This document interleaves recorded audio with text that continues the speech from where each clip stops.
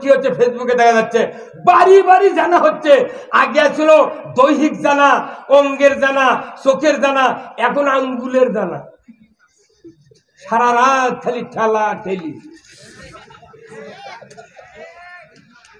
আপনার জানলা বন্ধ, বাড়ির গেট বন্ধ, ঘরের দরজা বন্ধ, খালি লেখা মেসেজ লেখা পাঠাতেছেন, চলে গেছে এরুলিয়ে। ওটি আবার আপা লেখা ছেড়ে দিচ্ছে, চলে যাচ্ছে ভাপো গেল গোবিন্দা। আর এই বুড়া আর সকালবেলা ফজরত যা করছে, ইমাম করছে, চাচা তোমার ছেলে পেলে নাই কো আছে, জুম্মাত কো ওরা ঘুম পাড়িচ্ছে। এই বুড়া ওই ঘুম পাড়ার মরদ, ওই বালতির সাথে মোবাইল, টাচ মোবাইল খাড়া করেছে, সারা রাত লোক দেখে টানাটালি করছে। এখন তো কথা কওয়া লাগে না, ওই ঘরে তুই বুড়া শুয়ে আছে, বুড়া কবিকার তুই বকিস কার সাথে? এখন কোনো কথা নয়, এখন খালি লেখালেখি, রক্ত দিয়ে তোমাকে ভালোবাসি। এই এগুলা বন্ধ করার মরদ ওই মোত্তাকি ছাড়া নাই। কথা ঠিক কিনা? এই জাতির ভাগ্যে এত কষ্ট, আরো কষ্ট বাড়বে। কথা ঠিক কিনা? এখন এই জাতির কোরআনের কথা শুনলে উনি কি কলজার ভেতরে একটু জলে রাগ করে কি ভাই? করে না? আমি বলি কোরআনের কথা শুনলে যখন কিছু লোক বলে হুজুর কাছে দাওয়াত দেয়া, এই কবরের কথা বলাই ভালো ছিল, দুনিয়ার বাহিরের কথা বলাই ভালো ছিল, এগুলো কয়েকটা ফেতনা করবি, হে কথা বল না। তাহলে ভালো মনে করে এই যে আমার এই ছেলে, এই আব্দুল সালাম যুক্তিবাদীর হাতত একটা ঘাও আছে, খুব বড় একটা ঘা। এখন এই ডাক্তার দিচ্ছে মলম, এই মলম লাগাতে আগুনের মতো জ্বলিচ্ছে। তখন ডাক্তার ফোন করে বলছে, স্যার কি ওষুধ দিচ্ছেন জলে কে?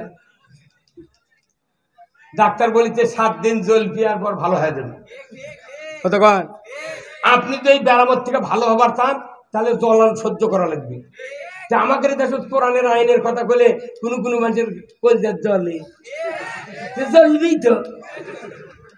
কতক্ষণ এবারে জ্বলবি তো, জ্বলারই জিনিস।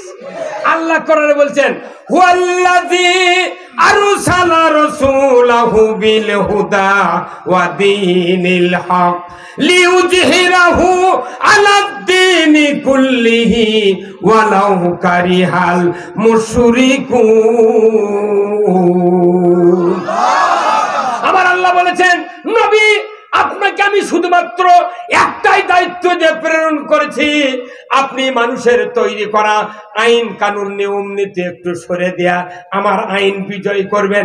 এতে করে কাফের মুশরিকের কলিজায় যতই জ্বালা যন্ত্রণা হোক না কেন, জ্বলবি কার কথা? জ্বলবি কার কথা? আল্লাহ কথা জ্বলবি। কথা বলে আল্লাহ বলেছে জ্বলবি, সে জ্বলবি তো। কথা কোন টাকা? এই জ্বলন যদি সহ্য করে কোরআনের আইন কায়মত হয়, জানা করলে সঙ্গে ছাড়। একটা যুবক যুবতী বুড়া বুড়ি যদি শুনতে পারে যে জানা করলে পুরুষের কোমর মহিলার সিনে পর্যন্ত মাটির ভেতর গাড়ে দিয়া, আগলা পিকেট কিংবা পঞ্চগড়ের পাথর দিয়া ওর হাড্ডি গুটি মাটির সাথে মিশে দেওয়ার দৃশ্য বিটিভি, এনটিভি, এসিটিভি 21, 24, 71, 75, 76 চ্যানেলে যদি দেখানো তো বয়তুল মোকামের উত্তর গেট থেকে বুড়া বুড়ি, সোরা সুরি, যুবক যুবতী, ছাত্র ছাত্রী, চ্যাংরা চেংড়ি, ম্যাডাম শিক্ষক, চেয়ারম্যান ভাইস চেয়ারম্যান, জানা করো তো দূরের কথা, জীবনে মিস কল দিতাম না। ওই হলদা পাঞ্জাবেলা তেরে হাত আমাকে দেখিতে কয় ফিরে, কথা ঠিক কিনা? 5 মিনিটে জানা বন্ধ হবি, 5 মিনিটে চুরি বন্ধ হবি। কথা ঠিক কিনা? আমরা কেন এইগুলি কথা বলি? আমার রাসূল বলেছেন যে কথা আলিমারা যদি মানুষকে বলতে পারত, কোন আলিম আজকে জেলখানায় থাকতো না। তুমি ইমামতি করে আতর লিয়াও, নুরুল্লাহ টুপি ঘরের আতর লিয়া তুমি লাকত দাও, কানত দাও, পাতামাত দাও, আবার স্প্রে করো, ওই ডিসকভারির স্প্রে করছে। তুমি কেন বললে না চাউল লালনিন্দ হওয়ার মানে ধরে সমাজ যদি জঙ্গলে পরিণত হয় তুমি তোমাকে ধরা হবে? কি একসাথে বলে ঠিক, একসাথে ঠিক। এই কথাগুলো বললে কি সরকারের বিরুদ্ধে কোয়া লাগা না? আমাদের বগুড়া জেলার মধ্যে এত ভালো জেলা পৃথিবীর নেই। বগুড়া জেলা কি দিয়ে বানাচ্ছে বাংলাদেশের মেডেল পয়েন্টে, এতই বগুড়াকে আমার ভালো লাগে বুঝছেন। বগুড়া রাস্তাঘাট দেখলে জীবন শান্তি। 30 বছর আগে যারা মারা গেছে রেল গেটের ওখানে নিয়ে যা চোখ বান্ধে ছেড়ে দিয়ে খাওয়া হয়, ভাই বলো তো এটা কোন দেশ? ওই মৃত্যু ব্যক্তি বলবে এটা লন্ডন। আমি শেখ হাসিনার কথা বলি, প্রধানমন্ত্রী আসলে ভালো লোক, এত বড় অবধ লোক আমার মাথা চলে না। যা ভোট দেওয়ার জন্য মানুষ সেন্টারও দেয় না, আবার মা গিয়ে ছেলে গালে সেই মানুষ যে আমাকে জন্য এত ভালো রাস্তা করলো, আমার মতো লোক প্রধানমন্ত্রী হলে আর ইনকা আচরণ তো আমার সাথে জনগণ করতো, ভেকু দিয়ে রাস্তা খুঁড়ে পানি দিয়ে ডুবে ধরল।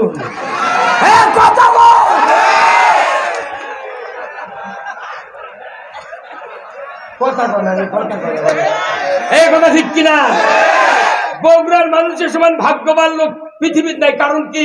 খালি দোয়া করেন যে রংপুর আমাদের ওই পার, আমাদের ওটি কুমিরা পণ্ডিত পুকুর নামে একটা জায়গা আছে, ভাই গেছিল জনসভা গেছিল। এই ভাই আমি কোনো ভাইয়ের বক্তৃতা শুনেছি, আমার বাড়ি তো পণ্ডিতপুর পারছে, ভাতটা নন্দীগ্রাম থেকে ভাতটা দিয়ে থেকর দিয়ে পণ্ডিতপুর রাস্তা গেছে। আমি এখনো বলি, আমার উপজেলা চেয়ারম্যান ছিল জামাত ইসলামের চেয়ারম্যান, ওই রাস্তা তখন আছে এক এক চেয়ারম্যান এক এক দিক দিয়ে নিবে ছিল। আমি নিজে রহমতুল্লাহ ছিল এই বাংলাদেশের চিফ ইঞ্জিনিয়ার, বাড়ি হুলহুলিয়ে, তার সাথে যোগাযোগ করে আমি বলেছি যে ভাই যদি রাস্তা অন্য দিক দিয়ে যায় কিয়ামতের আগে আমরা ভাতটা থেকে রাস্তা পাবো না। ওই কুমড়ার দৌলতে ইমিনার রাস্তা দেখ, আমাকে বগুড়া রাস্তা পাওয়ার কারণ কি জানেন? 3 জন যদি 1 লাখ ছুঁয়ে থেকে মধ্যেকার লোক খালি কবি ভাই তুর্কে তার গাও বাড়ায় না, কথা করে রে। 3 জন লোক শীতের মধ্যে 1 লাখ ছুঁয়ে আছে, এখন উই করছে ভাই তোরা 2 মিনিট শুয়েছ ভাই, আমার খুব দয়া হচ্ছে, তোরা যেন ঠান্ডা লাগাস না। ওরা 2 জন করছে কি তলে পারে দিয়ে শুয়ে আছে, ই আমার তলে পারে দিয়ে শুয়ে আছে, মধ্যেকার লোকের চিন্তা আছে। আমরা তো বগুড়া মধ্যেকার লোক, ঠিক কিনা? আমি বগুড়ার নেতা, বগুড়ার প্রশাসনিক কর্মকর্তাদেরকে ধন্যবাদ দিই যে আমরা মেডেল পয়েন্টে আছি। যাই যতই টানাটানি করুক, ওরা টানে মরে দেবে, আমরা ঠিকই আছি। এই বগুড়াকে আমরা সোনার বগুড়া বানাতে চাই। কি রাজি আছেন? কারা কারা 2 হাত তুলে দেখান, লিল্লাহে তাকবীর। বগুড়ার মানুষ আমরা, আমরা বগুড়ার সোল। বলের মাছ ধরবে না মারে আনছে কি, পুঁটি মাছ ধরবে না আনছে কি বল। আমরা সে বগুড়ার মানুষকে গুণে তাম পৃথিবীর লোক। বগুড়ার যা যদি বলেন, ঢাকার যা বলেন বাড়ি কোথায় বগুড়া, উনি আর কিছু পায় না। বগুড়া মাল আছে, মাল। এই বগুড়া বাংলাদেশ চালায়, কথা ঠিক কিনা? বগুড়ার থেকে জিয়ার জন্ম। হ্যাঁ কথা বল। আবার এই উত্তরবঙ্গের সন্তান হলো, উত্তরবঙ্গের বেটার বউ হলো শেখ হাসিনা। ঢাকার যতই মাথা মারুক আমাকে বেটার বউ। হ্যাঁ কথা বল। এই জন্য আমরা চাচ্ছি এদেশে যদি কোরআনের আইন কায়েম হতো, আমার দেশে চুরি হবে না, জানা হবে না, ঘুষ চলবে না, অন্যায় চলবে না, কথা ঠিক কিনা? আমরা কারো বিরোধিতা করি না, কথা ঠিক কিনা? কিন্তু আমার এই বগুড়াতে কিছু কিছু বক্তা আছে, তারা উত্তরবঙ্গ দক্ষিণবঙ্গ থেকে আছে, মাথা মারে বুঝছেন, খালি ভাইরাল হওয়ার জন্য, টাকা কামাইয়ের জন্য খালি মিছাই হুঙ্কার মারে, মারছি। আমার দেশে আলেমদেরকে আমি বলি, তুমি কোরআন পড়ো, যোগ্যতা অর্জন করো, কোরআনের পক্ষে কথা বলো। আমরা এদেশে কাউকে গালি দেব না, কারোর উপর আক্রোশ নাই। কোরআনের আইন কায়েম হলে আওয়ামী লীগের সুবিধা পাবে, বিএনপি সুবিধা পাবে, তবলিগ সুবিধা পাবে, পীরেরা সুবিধা পাবে, বাংলার 20 কোটি জনতা সুবিধার অতল গহ্বরে নির্বিঘ্নে ঘুম পারবে, তাদের কোনো দুঃখ কষ্ট হবে না। আমার দেশে 90,000 মাদ্রাসা আছে, কথা ঠিক কিনা? তারই ভিতর আপনার 40,000 আছে হাফিজিয়া মাদ্রাসা। কত হাজার? আচ্ছা বলেন তো, বাংলাদেশে কি প্রাইমারি নাই? এই দরকার আছে না নাই? আচ্ছা বাংলাদেশের রনি ভাই একটা হিসাব নিক, বাংলাদেশে 40,000 প্রাইমারি থাকে, তাহলে ওই প্রাইমারিতে যারা পড়ে ওর কিনে বাপেরা কি ট্যাক্স দেয় না? কত টাকা? এই হুজুর আপনি কত বল না, ট্যাক্স দেয় কি দেয় না? আমরা ঘরেরও ট্যাক্স দিই। আমি 400 টাকা দিই বাড়ির ট্যাক্স। আমি যে ঘর শুয়ে থেকে ভাড়া দিয়ে শুয়ে থাকি সেই মরদের, তাও সরকার দেশের মধ্যে ভালোবাসে, কথা বোঝেন? তাহলে হাফেজে মাদ্রাসা যারা পড়ে ওর বাপেরা ট্যাক্স দেয়, যারা পড়ায় তারাও ট্যাক্স দেয়। প্রাইমারি যারা পড়ে তাদের বাপেরা ট্যাক্স দেয়, যারা পড়ায় তারাও ট্যাক্স দেয়। তাহলে একই দেশ, বরঞ্চ প্রাইমারি মাস্টার, বিভিন্ন অফিসার, স্কুলের শিক্ষকের চেয়ে হাফিজের দায়িত্ব বেশি। এরা মানুষ মরার সময় কোরআন পড়ে, এরা কাপড় কাটে, এরা বিয়ে পড়ায়, এরা হচ্ছে জানাজা করে, শোল হলে আজান দেয়, আকামত দেয়, কথা ঠিক কিনা?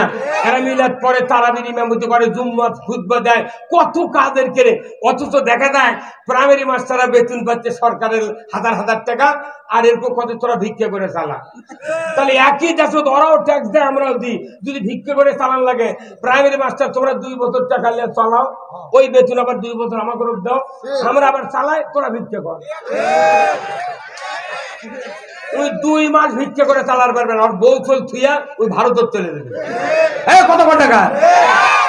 ওই জন্য আমি বলছি কারু জানাজা করবো না। দুই জানাজা করে দূর করে লাগে দেয়, আমি গেলে আল্লাহ মুখ লড়াবো, একটা দোয়া করবো না। ফাটা বাটা ফাটা। মুসলিম আমি, সৈনিক আমি চির রণবীর, আল্লাহকে ছাড়া কাউকে মানি না, নারাই তাকবীর। বীর মুসলমান ধরো আল কোরআন, ফিরায়া আনো সেই হারানো সম্মান। বীর মুসলমান নারাই তাকবীর, আল্লাহু আকবার, তোলা ধ্বনি ধরায় রাখবার।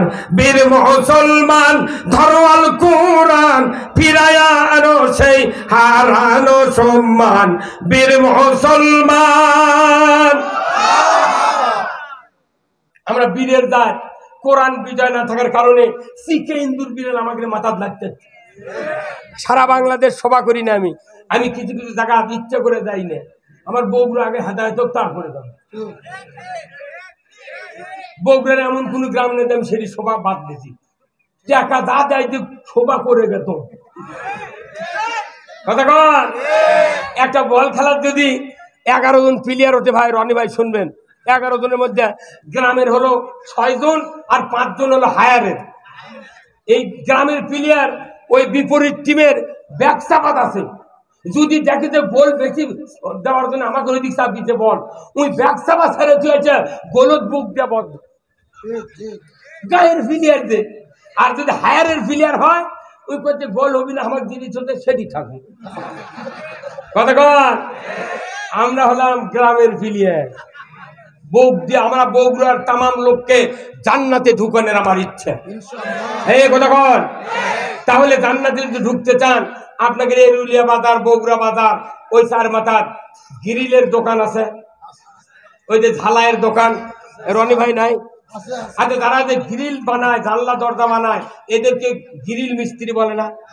আচ্ছা, ওই ওয়ালের সাথে আছে মিটার কারেন্টের, ওখান থেকে একটা লাইন নিয়ে আসে আপনার, এটা হচ্ছে ইঞ্জিন, ওই ঝালাইয়ের ইঞ্জিন, এই কানি দিয়ে একটা তার ঢুকানোর পরে সামনে থেকে 2টা তার বার করে, এক তারের সাথে একটা পাতি হোক আর রড হোক, ওই 336 তারের মাথার ওই তামার ওটা পিছে ওই যাক ঢালাই করবে ওর উপর ফেলে দিতে হবে। আবার আর একটা লাইনও একটা সিমটার মতো আছে, এটার সাথে ওই একটা কাটি, এত বড় কাটিং করে ধরছে, ধরে কারেন্টের সুইচ দিয়ে তুই ঢালাই করবো, জানলা এটি কর। ওই যে রড দিতে ওদের 1 কৌটি ফোটা আছে, রড না পাচ্ছি সেনাই যাচ্ছে না, ওই আবার যা ওরই গাও দিকে ঘুরতে। কথা কর, তখন ওই রড না পাচ্ছি বলিছে ভাই তুমি করবে জানলা ঢালাই, আমার কষ্ট দিচ্ছ কেন? বলছে না ভাই দেখেছি লাইন আসছে নাকি। এই কথা কর, এই লাইনের নাম কি? এই লাইনের নাম কি? আর্থিং, চেনেন তো? আচ্ছা, আর্থিং এর লাইন না রাখে যদি খালি কারেন্ট দিয়ে ঢালাই করবে একটা ফোঁটা হবে। এই ঢালাই করার জন্য আর্থিং হলো সবচেয়ে জরুরি। আমরা যেগুলা বক্তৃতা করছি এটা কোরআন হলো মিটার, আর আল্লাহ হলেন এই পাওয়ার হাউসের মালিক। আমরা ডাইরেক্ট কোরআনের থেকে কথা বলতেছি, কিন্তু রাষ্ট্র শক্তি হলো আর্থিং। আমরা বলেছি চুরি হারাম, রাষ্ট্র যদি চুরি বন্ধ আইন না করে কিয়ামত পর্যন্ত চুরি বন্ধ হবে না। আমরা বলেছি সুদ হারাম, কিয়ামত পর্যন্ত সরকার যদি বন্ধ না করে আমাদের বক্তৃতায় কোনো লাভ হবে না, কারণ আর্থিং এর লাইনই নেই। কে ভাই? হ্যাঁ, একসাথে করলে আরো জোরে রে। তাহলে আর্থিং এর লাইন জরুরি না? তাহলে আল্লাহ রসুল বলছেন এই আর্থিং কেমনি তৈরি করবে, চলে যান আবার রসুলের হাদিসত যান।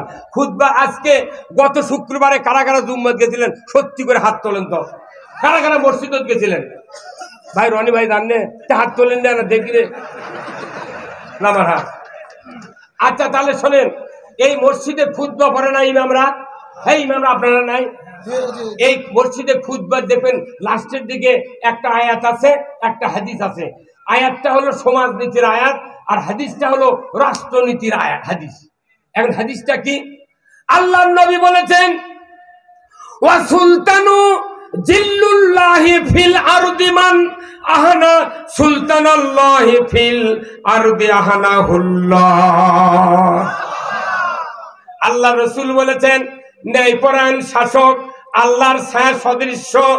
যারা ন্যায়পরায়ণ শাসক কায়েমের বিরোধিতা করবে তারা যেন স্বয়ং আল্লাহর বিরোধিতা করলো। বয়তুল মোকাররমের ইমাম যদি এই হাদিস আজ থেকে 100 বছর আগে যদি করলো হনি, তাহলে ওটি মন্ত্রী সচিব এমপি বড় বড় অফিসার আছে, ওরা তো আগে ভালো হয়ে গেল। তাহলে উই কি জন্য কয়নি? ও কি কিয়ামতের দিন পইলে বিচারের কাঠ করার দাঁড় করাবি যে তুই তো নেতা হচ্ছি না, আয় বাবাই কলকাতা তোকে দেখি আয় আয় আগে হচ্ছি ধরবি চক পাড়ার ইমাম পরে।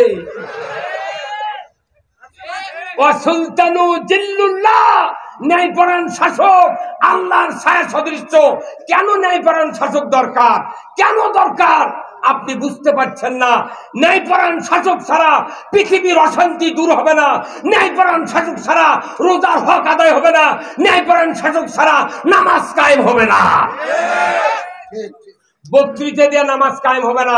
যদি বক্তৃতা আরো দিতে থাকেন, বক্তার বেটা বেনামাজি, রুহুল আমিন যুক্তিবাদীর বেটা দেখবেন বেনামাজি, ওই যে রব্বানি সাহেবের বেটা হচ্ছে ওই বড় হয়া যে টাউনত আছে ওর বেটা এই কারু কাছে শয়তান থাকবে না, আজ ওরই বেটার কাছে ওর বেটা আমের কাছে টোপার মধ্যে ছোয়া লাগবি। এই এলাকার মোট শয়তান যেগুলো আছে জিন শয়তান, তারা এসে কবি কাকু দরকার নাই, ই যখন মাথা মারিতে গায়ে বান্ধা থেকে আছে এরই বেটার দখল করলে আমরা পেলান্টি। আর গায়ে মেরিনা মাধু সিনেমা হলের টিকিট মাস্টারে ছিল, ওর কাছে জীবনের শয়তান যায়নি। কথা কয় না বাড়ি। এই যে যুবক যারা আছেন, আপনাকে জান্নাত যাওয়ার সোজা হিসাব হবে কম। কি হবে? আপনাকে কারু আমল নামার এই 22 থেকে 40-45 বছর পর্যন্ত কারু আমল নামার সিনেমার গুণে নেই। আর 20 বছরের সিনেমার হল পেদের গোডাউন। কিন্তু যারা 83 বছর 75-76 বছর বয়সের লোক আছে, এরা এর আমল নামার সিনেমার গুণ আছে, ধোকার গুণ আছে। কিন্তু আপনাকে আমল নামার টাচ মোবাইলের গুণ আছে। ঠিক কিনা? যতক্ষণ পর্যন্ত এই সমাজে আর্থিক কায়েম না হবে কোনো বক্তৃতায় কাজ হবে না। কি কথা ঠিক কিনা? ওই জন্য নবীদেরকে আল্লাহ শাসক হিসেবে জমিনে কায়েম করেছিলেন। ধরে বল ঠিক কিনা? এই বাংলাদেশে কোরআনের আইন বিজয় হোক, কারা কারা চান দুহাত তুলে দেখা।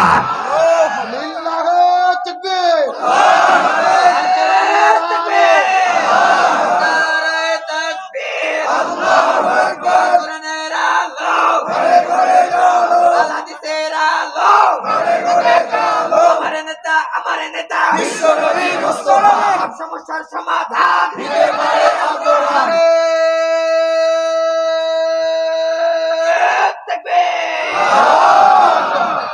আচ্ছা, এতগুলো বক্তৃতা করলাম, আমি কি সরকারক গাইলেছি? তাহলে তোরা এই দক্ষিণবঙ্গ থেকে আছে সরকারক গাইলেছে, আমাকে বক্তৃতা বন্ধ করছিস কি কারণে? তোর গাইলের লাগবি আমার কথা। আমরা কোরআনের পক্ষে কথা বলবো, কেউ যদি না বোঝে ওই দায়িত্ব আমার নেই। কিয়ামতের দিন আমি বাঁচা যাবো, আমাকে মানে ধ্যান দিয়ে মৌসাবক ধ্যান দিয়ে আমি মরছি। বিচার করবি কে? আল্লাহ বিচার করবি। হক করছি বাবা তুই এত জোরে হুন্ডা চালাস না, ওই যে জোরে তাহলে ট্রাকের তলে ঢোকে কার দোষ? তুই যা যা যা, কথা কর। আমার এনাও টেনশন নাই, এনাও টেনশন নাই। সরকার এই কথাগুলো শুনছি, যে কথা ঠিক কিনা? ডিএসবি এনএসআই হাজার হাজার লোক আজকের বক্তৃতা তাম পৃথিবীর থেকে শোনা হচ্ছে। এটা মনে করবেন না বগুড়ার সভা, এটা পৃথিবীর সভা। আমার একটা ইচ্ছা যে বৈতুল মুকাররমে একটা দিন খুতবা দেব। আমার একটা দিন ইচ্ছা যে সরকারি ক্ষমতার যাক, আমার একটা দিন ইচ্ছা, আমার ইচ্ছা দেখে বৈতুল মুকাররমে একটা দিন খুতবা দেব।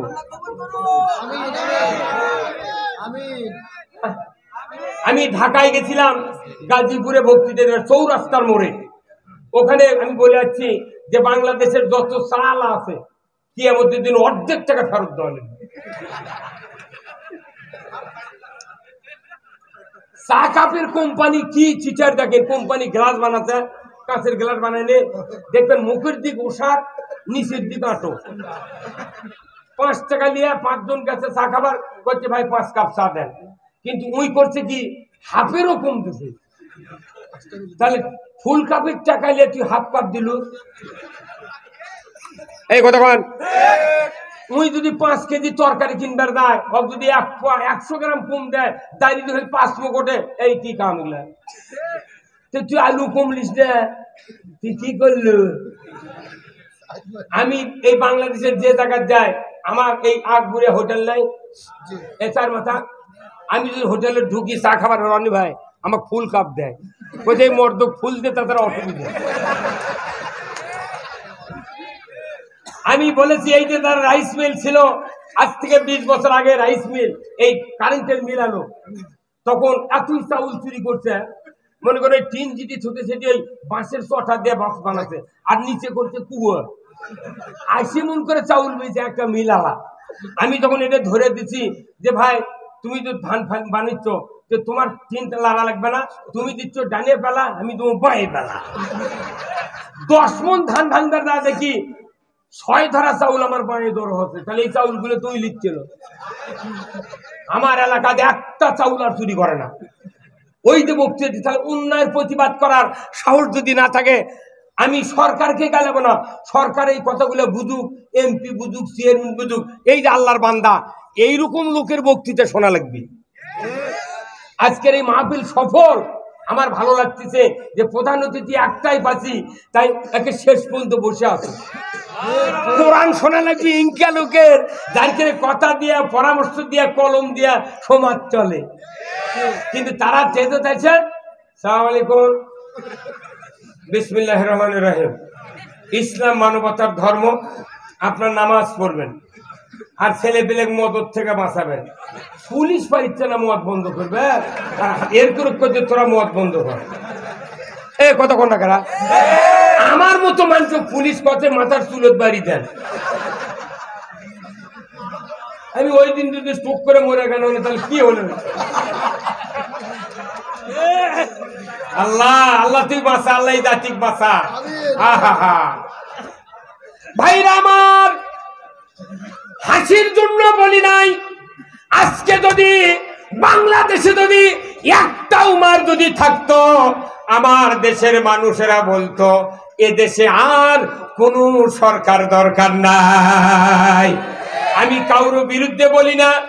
এই বাংলাদেশে বারবার যারা ক্ষমতায় আছেন, যারা ক্ষমতায় চলে গেছেন, যারা ক্ষমতায় আবার আসার চেষ্টা করতেছেন, কাউরো 18 দফা, কাউরো 6 দফা, কাউরো 19 দফা ধরে, বলুন ঠিক কিনা রানী ভাই? তাহলে 18 দফা 19 দফা আমি বাদ দিতে বলি না। আল্লাহ বলেছেন আমার দফা হলো 4টা, ধরে কনবার হাবা। আল্লাহর দফা কয়টা? জোরে বলেন কয়টা? 4টা দফা। আল্লাহ কোরআন শরীফের সূরা হজ 41 নম্বর আয়াতে বলেছেন, আল্লাযীনা ইম্মাক্কান্নাহুম ফিল আরদ আকামুস সালাতা ওয়া আতাউয যাকাতা ওয়া আমারু বিল মারুফ ওয়া নাহু আনিল মুনকার ওয়া লিল্লাহি আকিবাতুল উমুর। জোরে কন্না মারহাবা। আমার আল্লাহ বলে বলেছেন, ও মুসলমান, তুমি যদি কোনো ভূখণ্ডের প্রধানমন্ত্রী হও, রাষ্ট্রপতি হও, সরকার হও, প্রেসিডেন্ট হও, তুমি যদি ক্ষমতায় যাও তাহলে 4টি দফা চালু করবা। 1 নম্বর নামাজ কায়েমের আইন, 2 নম্বর যাকাত আদায়ের আইন, 3 নম্বর ন্যায়ের আদেশ, 4th নম্বর অন্যায়ের বারণ। এই 4টা দফা দুনিয়ার কোন সরকার যদি জমিনে কায়েম করে, জমিনটা হবে জান্নাতের জমিন। ওই যে দল ক্ষমতায় আছে 18 দল না দফা না 6 দফা আমরা জানি না।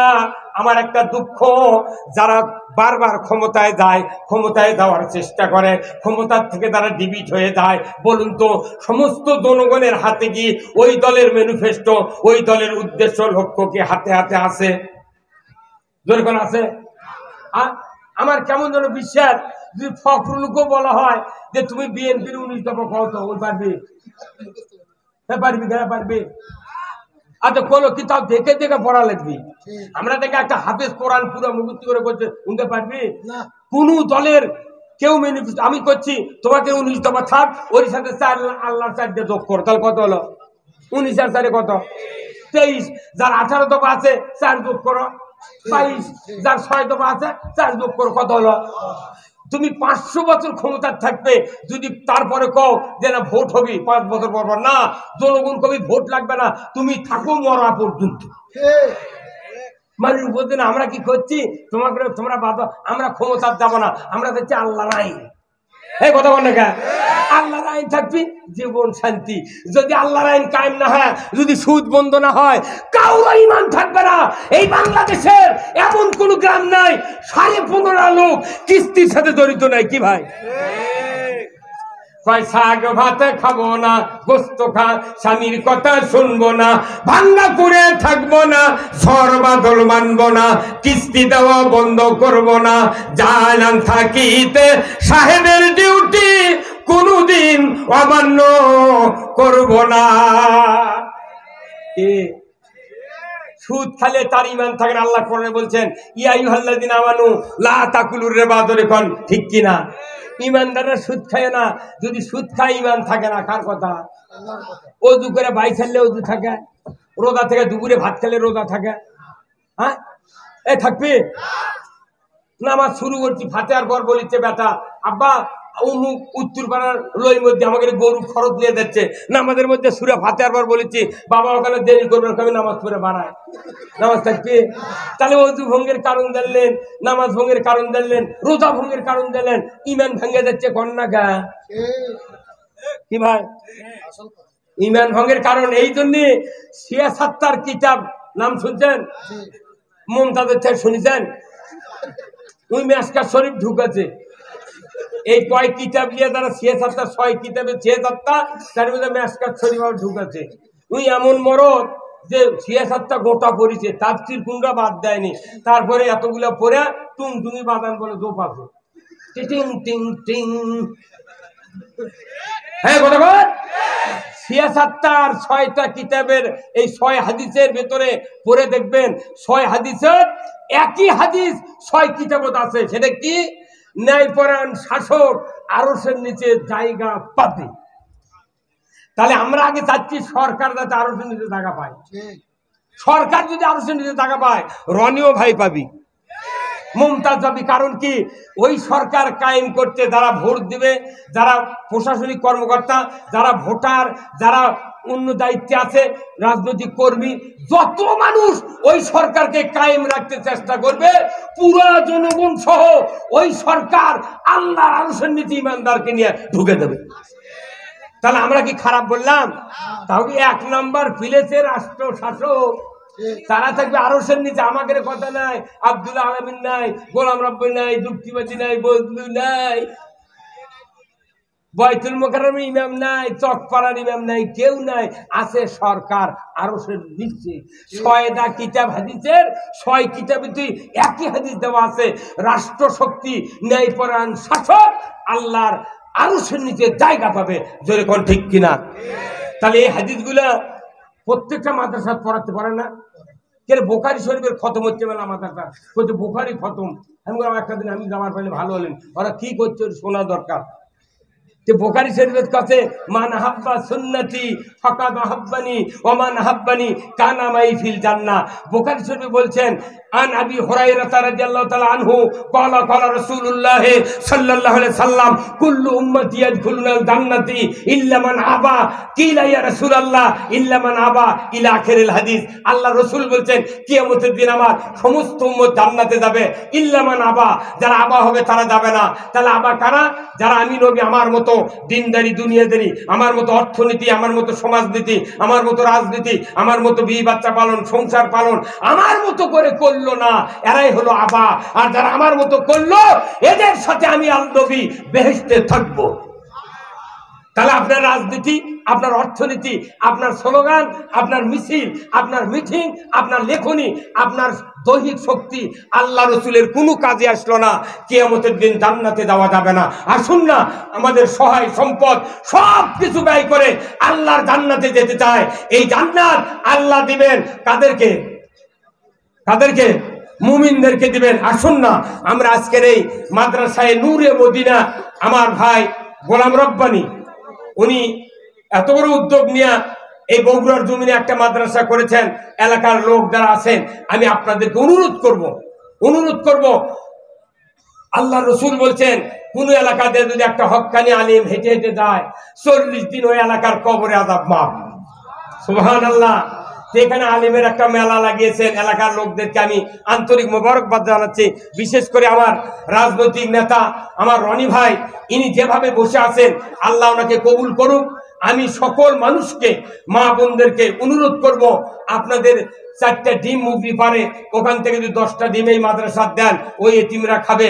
আপনার সম্পত্তি আছে 1 মণ তরমুজ কেনার, আপনি 1 মণ তরমুজ বাড়িতে দিয়ে দেন, একটা তরমুজ এখানে একটু দিয়ে দেন। আপনি একটা আম কিনেছেন 10 কেজি, 1 কেজি আম দিয়ে দেন।